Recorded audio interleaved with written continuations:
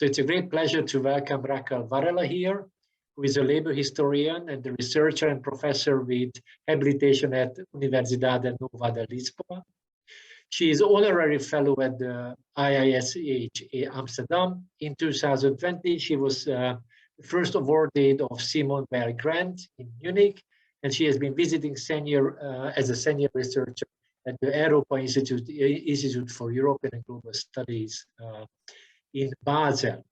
She has published 34 books, among them, very importantly, the one many of us have read it carefully, The People's History of the Portuguese Revolution, and then the book, The People's History of Europe in the 20th Century, both coming out Pluto Press. So Raquel, it's a great pleasure to welcome you.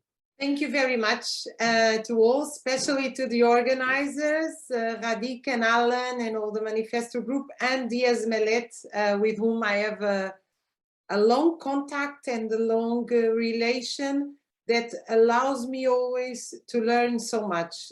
I'm so grateful to join you in this discussion.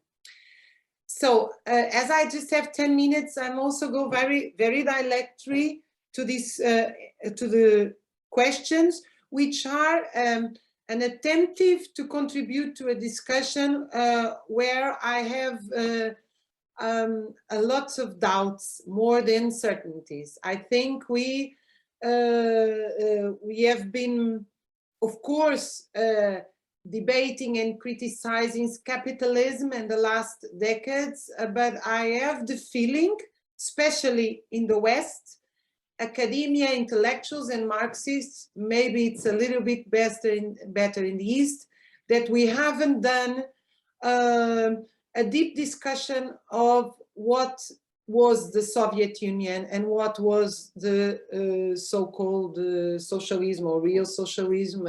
I don't think, first of all, that was socialism, so this is a discussion, but what I believe is that we should have much more discussion on this that we have. So my first remark will be something that I learned, in fact, in Budapest, which was not clear for me with the dialogues we have in more Western Marxism, let's say it like this. So the first remark is that when we speak on the collapse of the real existent socialism, we are speaking about different countries. So usually it's very easy to put all together, but we realize that these are not all the same. And so my remarks are going to be very general remarks, but I should make notice of this. What was happening in Poland, in Hungary, in Russia was not the same, and sometimes in Yugoslavia, this is a more, it's recognized by all that was different as well. So I think we should be, we should not move towards this very mechanic analysis of the Eastern countries, saying they were all the same. Making this as a note in the beginning, I think there is no doubt that we cannot understand the fall of the Soviet Union and the satellite countries without the role of the economic crisis of 1980-82. So we keep speaking on the long crisis from the 70s, and Mesaros has developed this, as you know, very well. I think for our discussion, we also should analyze what is the difference between a long crisis of capitalism since the 70s and permanent cyclical crisis. Because one thing is the crisis in the long term, and the other thing is the cyclical crisis. Capital was facing, in fact, a dramatic crisis in the 70s, and partially as answered with the open of the Chinese market, partially as answered with a huge competition among migrant workers, with informatic revolution, I don't like this, labor, productive restructuring, which is more accurate to speak about, a war economy, No doubt there is a war economy. Rosa Luxemburg was absolutely certain about this. 100 years ago is not just about Ukraine. There is a war economy in capitalism. But all these answers of capital made huge amount of profit. So capitalism, when we speak on a deep crisis of capitalism in the long term, we should not forget that capitalism was quite strong facing their crisis, even after the 70s. And I think one of the, let's say, the biggest answer of capital was being able to face the 80s crisis without avoiding political crisis. So we know that big crises usually come with revolutions. That was like this in 29 crisis and in the 30s. That was like that in the 70s. But the 80 crisis, we just saw revolutionary process late in Iran, late in Nicaragua, and in South Africa, a little bit in Brazil with the end of dictatorship. But we saw that capital was able to recover from the 82 crisis, which was a double dip crisis. So it was a very serious crisis. I believe that the crisis group, which the well-known Robert Kurz is the most prominent intellectual of this group, when he puts the tonic in the idea that the fall of the Soviet Union showed that the Soviet Union was deeply engaged in the world capitalist market, not in the same sense as the other countries, but the Soviet Union could not avoid the impact of a world capitalist crisis in 82, 84, showing that was much more involved in capitalism market, world market, than we could imagine before. So I think this idea of analyzing the impact of capitalism crisis in the long and short term is very important to understand what has happened in former Soviet Union countries. The second is the labor restructuring. The entering of the China in labor market at the beginning of the 90s meant the double of the workforce worldwide. This was the huge oxygen balloon to capitalism crisis, because at the same time brought millions of workers to capitalism global market. And at the same time, this made a huge pressure over Western salaries in a double way. First, because of blackmailing Western unions, and they accepted the unions. I shall say something about this afterward. And secondly, because the cost of the reproduction of the labor force in Europe, US, became much cheaper. Why? Because the Western workers were being dressed by workers in China earning much less.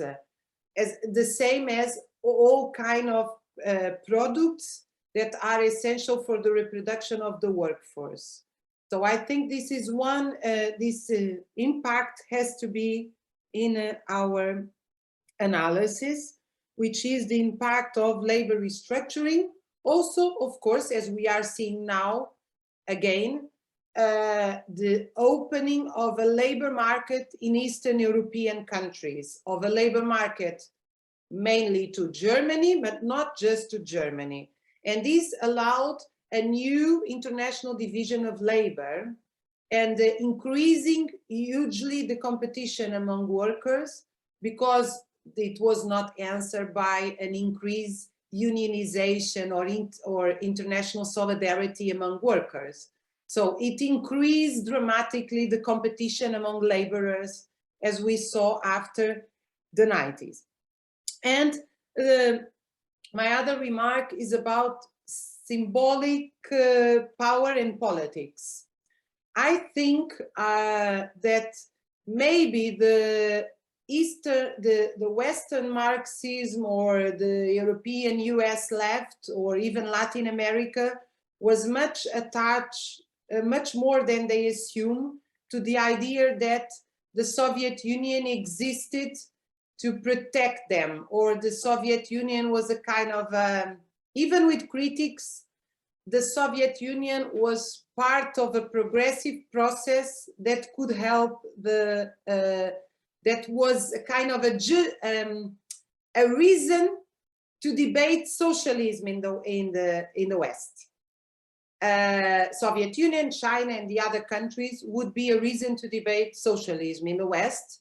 And it was like, just to say it simple, when the Soviet Union fell down, it was the idea that the left considered what the neoliberals were saying: look, socialism has failed, you cannot defend socialism anymore. The left assumed this as part of their program, which was terrible symbolic. And I think the only way we can overcome this is by a dramatic critique to what has happened in Soviet Union. So we have to put again the idea of socialism on the table, and don't be afraid of what they tell us about what was socialism. We have to think about socialism as a program towards the future. One example I'm going to give. We speak on how this in the so-called socialist countries, people had a better life through planned economy, education, health, and some basic needs that were assured. This is true because basic needs were assured in many countries. But basic needs are not socialism. I would like to underline this, calling Lukács to the table. Socialism is not about feeding people. Socialism is about the maximum development of humankind. And feeding people is just step number one, which is basic. But this is not socialism. Socialism is about developing the maximum freedom of people, the intellectual of people, the dreams of the people, the creativity of the people. So I think when we keep saying it, we were kind of, I believe the left in general was a kind of trapped in the idea that if you want socialism, you have to abdicate of freedom. Socialism is about giving basic things to the people. And when you give basic things to the people, you don't have freedom.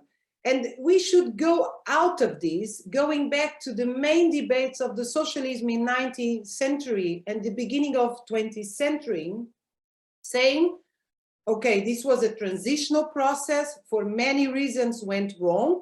Firstly, because of the defeat in revolutions in Western capitalist countries, but we want to develop, we want to put the program in socialism